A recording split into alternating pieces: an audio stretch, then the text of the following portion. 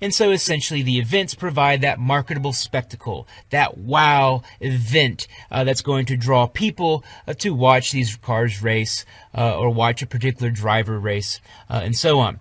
And so the sanctioning body then chooses particular events. So you can see that mutual beneficial relationship between sanctioning bodies and events as they fill out their particular racing series calendar. And so they decide which venues or events they should include into their particular schedule each year. Whereas the events also provide construction suppliers and the entrants the opportunity to compete head-to-head with each other. So once again, we can see that whole win on Sunday, sell on Monday. Events provide that particular platform. Another key term, another key thing to think about with events is the role of the event promoter.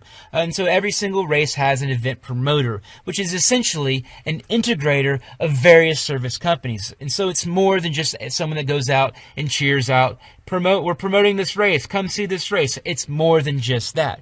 The event promoter also oversees the various event suppliers, whether it be the construction of the venue, the media that it's attending and doing the press coverage of a particular event, fundraising, marketing, the insurance of the event, event management. And so at our particular university, we have a tourism and event management degree. And so those event management students oftentimes are working with these local motorsport events as well. Of course, hospitality and catering.